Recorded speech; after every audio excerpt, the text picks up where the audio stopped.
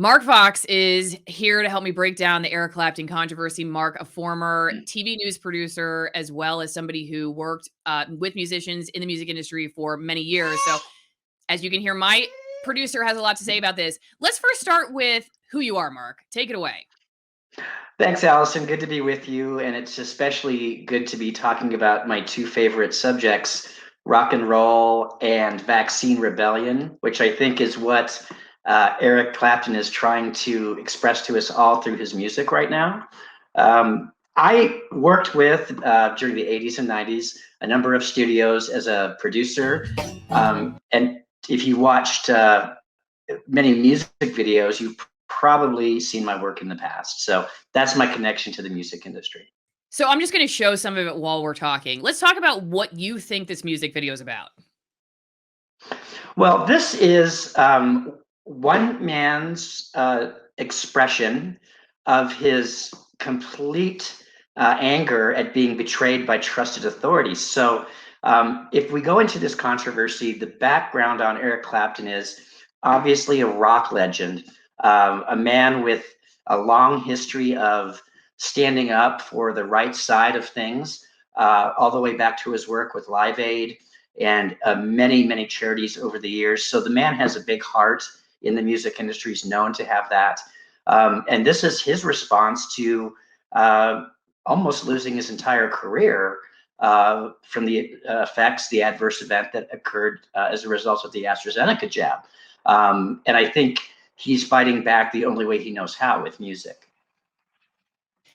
Yeah, so I stopped it on the screen. He has got a Liberty, Enough is Enough. And then, if you play it, he's got a lot of this, try to fast forward it here, like symbolism of people just being puppets.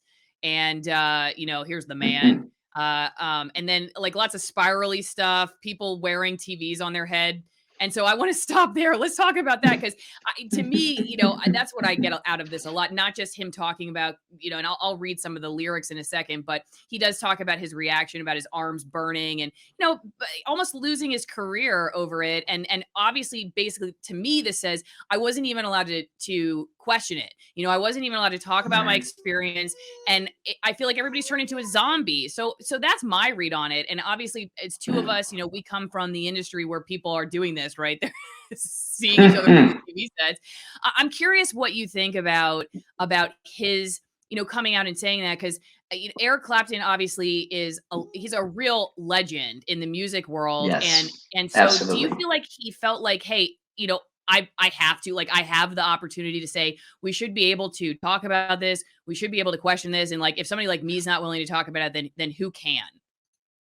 Absolutely. The pressure within the music industry, from what I've been hearing, has been pretty significant. And the powers that be have visited upon, especially the managers of the music business, a very heavy hand when it comes to this vaccine rollout. And essentially has divided, like the rest of the world, those into favor of this and those that are against it. I watched an NIH video this morning, National Institute of Health out of England, and it had Elton John and every other popular pop star you can imagine on it, saying, "Get the jab, let's do it." Whereas I think until something goes wrong, why would you question it? And I think that's, there's a lot of pressure. And this has played out, I think, really quite scary for the music industry, realizing that they have to get these jabs to work and tour. But if they don't, maybe their managers won't book shows for them. Can you talk a little bit about the pressure of the music industry? Like maybe Hollywood, I'm guessing, is very homogenous in the way it thinks. Like, did he take a real risk that maybe we're missing here? I mean, he's a big name, obviously, but even still, that more to lose, right? So, what kind of risk do you think he took with this song and the stuff he's been talking about lately? Well, the good news is for Eric Clapton, as you mentioned, he's a legend. In fact, I'd even call him rock and roll royalty. His wealth is substantial. And if he never released another album, I'm sure he would do just fine for the rest of his life, financially speaking. When the music industry still allowed people to retain rights to their music, he has a lot of ongoing and recurring wealth. So he could walk away immediately. So I see this more from him as a social movement, a passion. Um, I don't think he needs it for the money, and certainly this video won't get the kind of circulation that others will. So if he ends up losing a gig or he ends up getting a tour canceled, honestly, I don't think he's going to make a big deal out of it. He's in a position to do that. So All right. So I did a quick search, Eric Clapton, this has got to stop. And you just see the headlines. Got to stop. Eric Clapton drops apparent anti-vax anthem. Eric Clapton's This Has Got to Stop appears to take on COVID. Let's see what this says. This is the Rolling Stone article. Vaccine. Okay, that's a little bit less inflammatory. Eric Clapton shares apparent anti-vaxxers protest song. This has got to stop. Apparent anti-vax. So a lot of this is calling him anti-vax, anti-vax, anti-vax. But he got the vaccine. right, So how yeah. is he See, no, that's the anti-vax now? point. Is I think what he was a believer in the technology, like so many others, until it went wrong.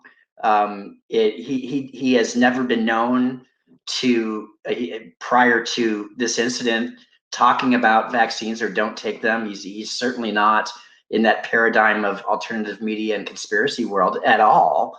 And I think that for the most part, the proof is in the pudding, so to speak.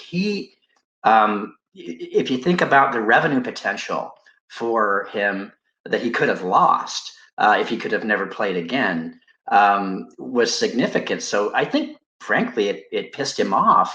And then he got into conflicts with people in the management and tour business because his refusal to play arenas where vaccinations were required.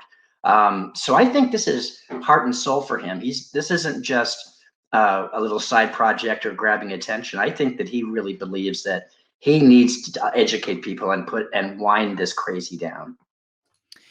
Just to read a couple of the lyrics if people haven't heard it. Yeah, he says, "This has got to stop. Enough is enough. I can't take this BS anymore. I knew that something was going on wrong when you started laying down the law.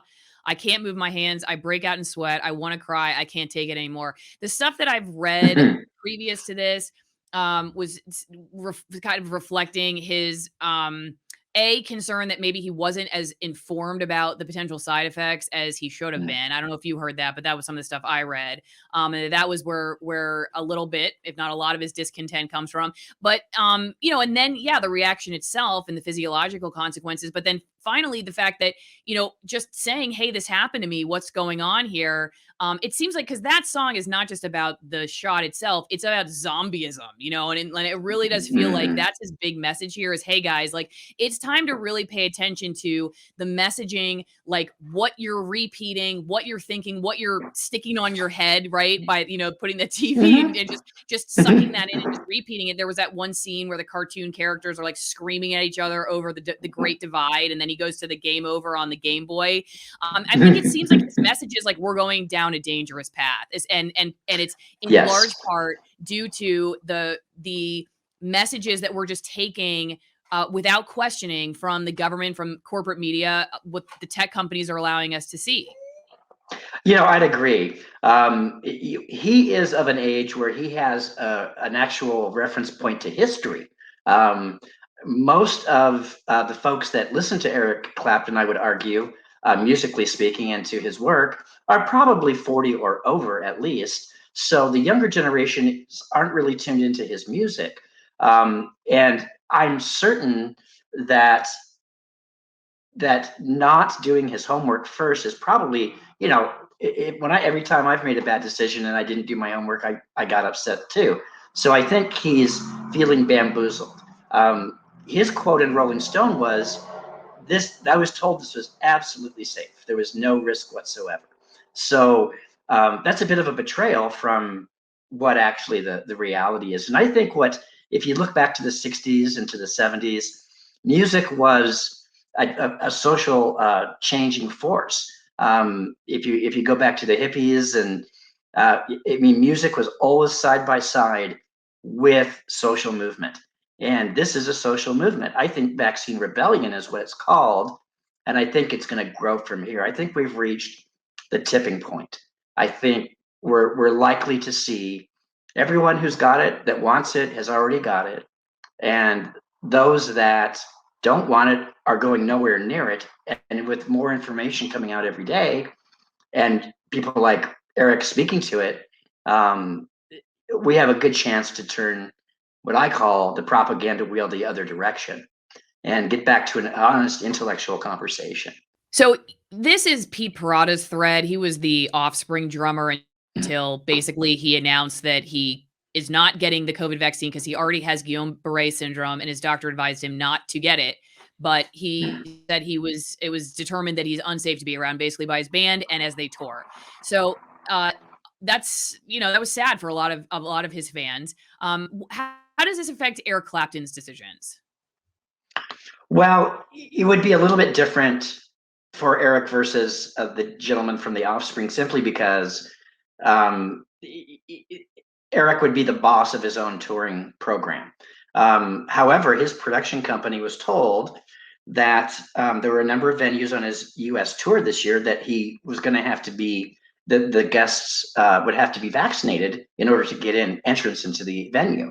And of course, he became quite upset with that and bravely stepped up and said, "You know what? I guess we're just not doing those dates. So go ahead and cancel the shows, give people back their money, and if they're required to have this to see me, no, thank you. I don't want that on my conscience." And I think that's how he put it.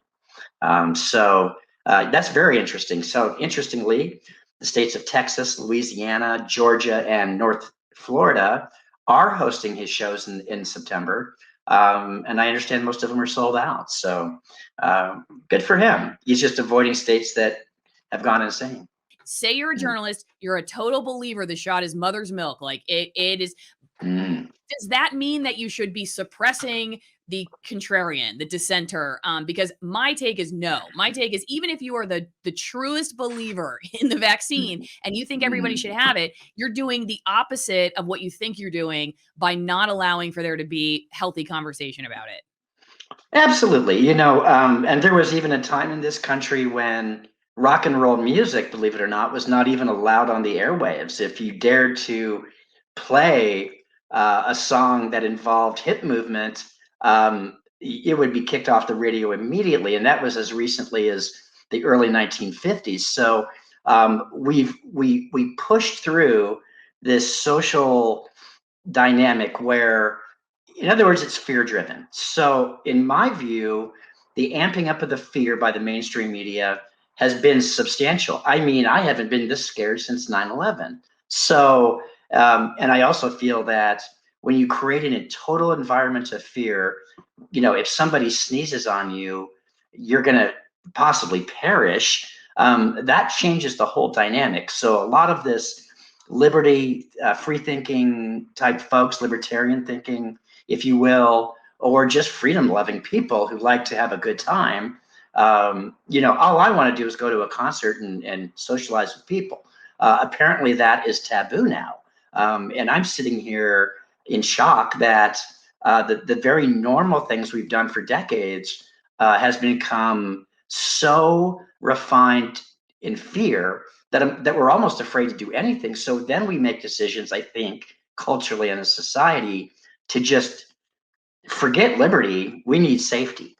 And I think that's the problem. I think that we've traded for safety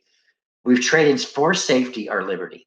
And there's a one state, I forget which it is, live free or die. That seems to New be Hampshire. gone. New Yeah, there you Hampshire. go. So I really think that Eric Clapton, he's 75 years old. He grew up in the 60s and 70s, came of age fully. And he's part of that culture. And we just don't understand that we can't go to a concert. That's just unacceptable. That's some of the best moments of my life was live performances. So yeah, I feel his anger. I think it's legit.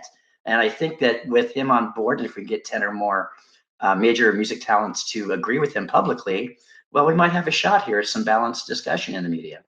I would advise the reporters, well, I wouldn't advise them at all because they're not allowed to have an opinion anymore. If you like wine or coffee or both, here are two of my sponsors that help you support my work and have something great to drink while you watch my videos. The first is AllisonWinePromo.com, Allison with 1L winepromo.com. You get 50% off some of my favorite Argentinian Malbecs and 50% off shipping. If coffee is more your beat, then check out twinenginecoffee.com/Allison, twinenginecoffee.com/Allison. These are all Nicaraguan coffees. They keep many of the jobs local because they grow, select, roast, and package in Nicaragua. They are USDA certified organic, shade grown, and high altitude. So again, twinenginecoffee.com/Allison, AllisonWinePromo.com. Have a great glass of coffee, a great glass of wine, and support free speech, whatever you're drinking.